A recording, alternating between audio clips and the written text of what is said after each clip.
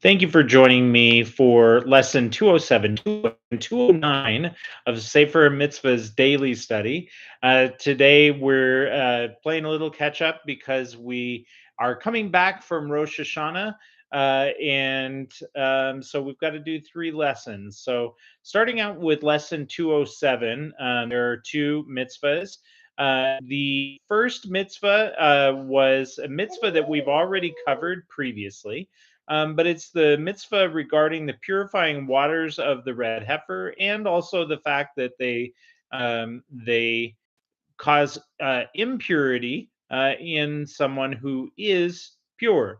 So that's an interesting um, feature of the purifying waters of the red heifer, the May Nida.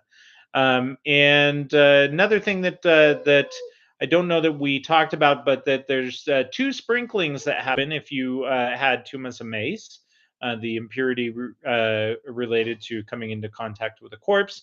And that would be that you would be sprinkled on the third day and on the seventh day, and then you would immerse, and then night would come, and you would then be pure.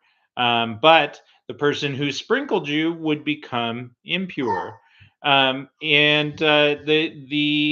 there's also even a small amount of the water. If you were to touch it, you would become impure. And if you had enough of the water and you carried it, you would also become impure. So it's very interesting chok, decree that's in the Torah, that is uh, very mysterious, and we won't have all the answers until Messiah comes. All right, next, positive mitzvah 101, which is ritual impurity of a mitzvah. A mitzvah. What is a mitzvah? A mitzvah is somebody who has the disease that we read about in the Torah called tzaraat or tzaraat. The This mitzvah, regarding the ritual impurity of the mitzvah, it includes all the laws applicable to this impurity. What type of discolorations render a person impure? What types do not? What types of this impurity require quarantine, and which do not? The laws associated with quarantining this person, shaving the hair surrounding the lesion, and all other laws with Saras, and the gradations of its purity. So there's a lot there. It's all can be read in Mishnah Torah in the corresponding Mishnah Torah section. But the one thing I want to mention is Sarat is usually translated as leprosy.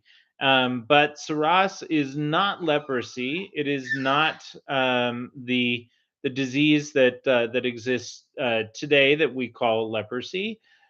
This is a spiritual disease, a physical a physically manifesting disease, but that is brought on for spiritual reasons, and particularly while the tabernacle or the temple was in the midst of Israel, and if someone did a certain list of sins, chief among them is speaking lashon hara, or evil speech, gossiping, slander, gossip. These things are someone would end up with getting leprosy, like Miriam, Moshe Rabbeinu's sister.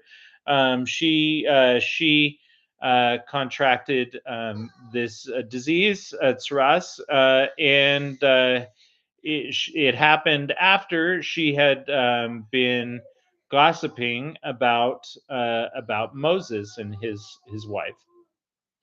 So that is really important to know regarding Saras and and when the person who gets it with the Metzora. Okay.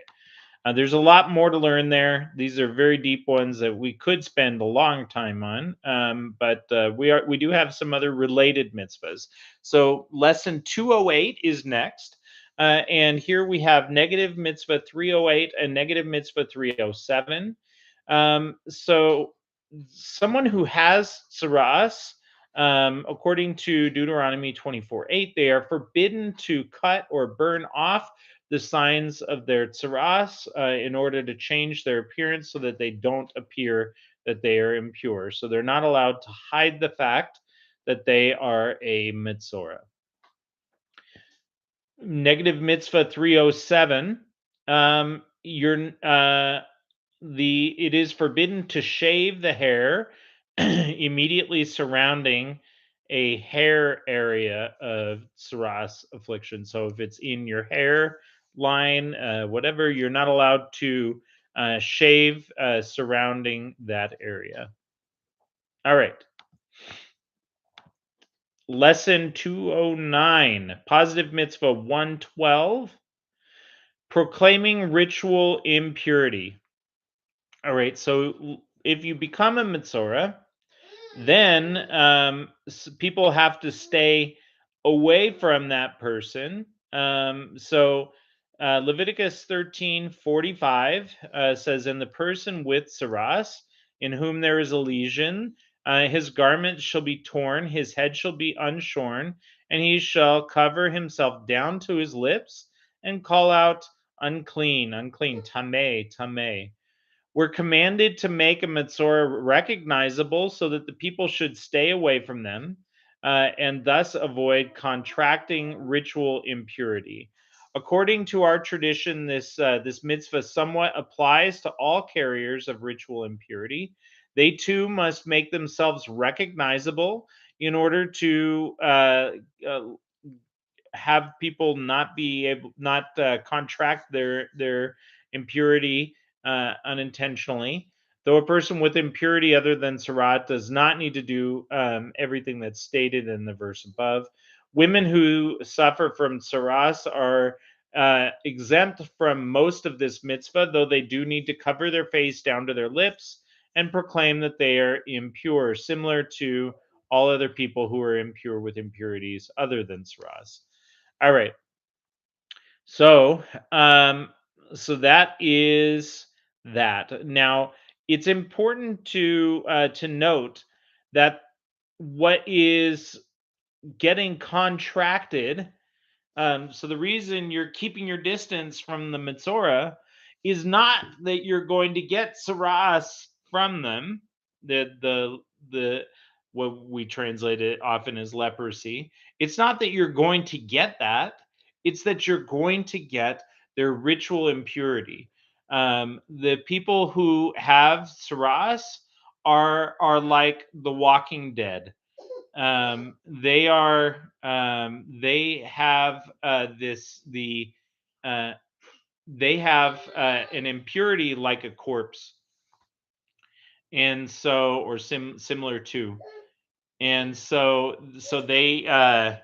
they need to be avoided for that reason, not that you're going to get this disease that they have. Though perhaps the person who has that disease, if they're going to be continuing to spread lashon hara, etc., then maybe they're going to spread saras that way. All right, that's it for today. Thank you so much for joining me. With God's help, we will be back tomorrow, and then we will have only one mitzvah, and that is regarding the purification of tsaras. All right, thank you so much for joining me. Have a great day in every way.